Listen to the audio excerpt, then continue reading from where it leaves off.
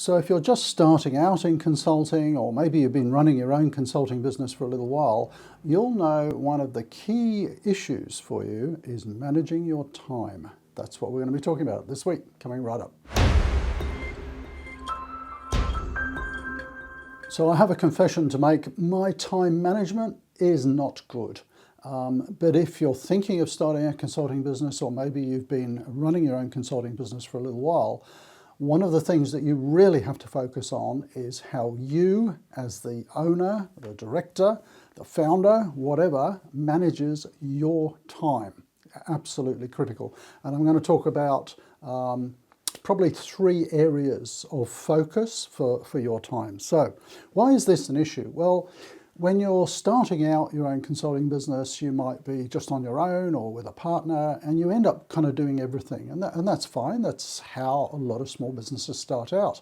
You end up doing all of the functions in the business. But what you've got to do is to make sure that you don't fritter away that time. You've got to focus on the things that are going to deliver the best value for you and your business, certainly in the early days.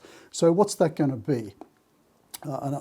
This has got to be one of the biggest mistakes of people transitioning from industry into consulting. Your absolute priority in the early days are 2 things: sales and delivery.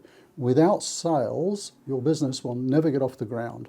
And I've seen so many people get into consulting, and months and years later, they're hardly able to sort of keep their head above water, and it's always down to the same thing: it's lack of sales. So if you're not particularly comfortable with sales, or you're not good at sales, get good at it, because you are not going to be able to run your own consulting business unless you are good at it. So you've got to be really focusing on sales. Without sales coming in the door, you don't have a business.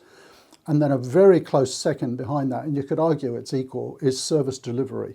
Because if you're not delivering quality service to those initial clients, you're not going to have a very good reputation in the marketplace. And if you've seen some of the other videos on the channel, the best way to grow your consulting business in the early days is to do outstanding work for your clients. I mean, you should be doing that all the time anyway, but they're going to keep asking you to do more work for them. So delivery quality, absolutely important, and sales. As you start to get some traction, then what should you be spending your time on? Number 2, I reckon, is marketing, because if you are doing face-to-face selling all of the time and you're out there prospecting, and it's 25 years ago that I started my own consulting business, but I'd go to all the networking things and be doing all kinds of stuff trying to bring in new business. When I look back on that now, 80 or 90% of it was a total waste of time. What we focus on in my consulting business now is really effective marketing, and I can tell you we really punch above our weight in terms of marketing. So you've got to get that marketing going early. So any spare time you should be spending on marketing. Then again, as your business is growing and maturing, probably the 3rd thing, and if you're very much a process person, you're not going to like this, but the 3rd thing to focus on, to my mind, is the systems and processes within your business. You've got to get the sales, you've got to get the delivery, you've got to get the leads coming in. When things are stable, then you can start to have a look at the systems and processes and trying to make your back office more efficient, your delivery more efficient. I don't think that's so critical in the early days.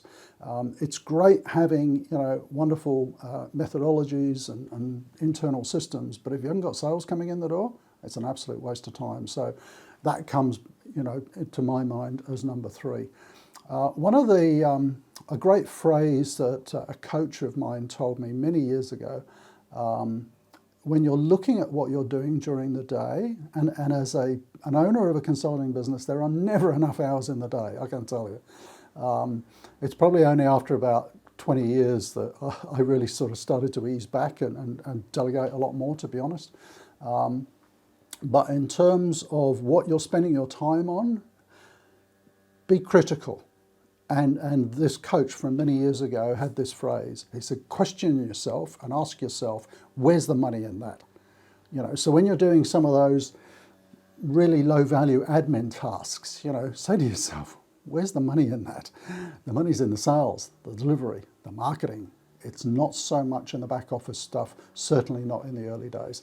So how much time should you actually be spending on sales and delivery? I would say in the early days, for the first year or two, probably 70-75% of your time is spent on sales and delivery.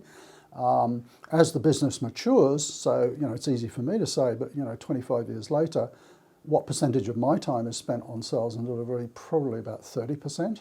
I have a much bigger team now. I have an international consulting business, and so my time now is more on business development in the broadest sense, looking at new products and new markets, developing people, those sorts of things. And I'm certainly not working 90 hours a week anymore, I can tell you.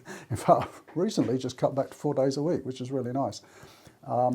So anyway, the key message: look at what you're spending your time on. There are enough hours in the day if you don't fritter them away on non-value adding tasks. Ask yourself, where's the money in that?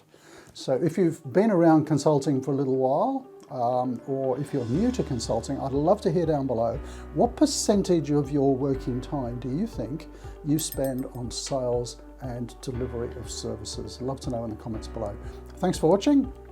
I hope you enjoy the channel, and I'll see you next time. Bye for now.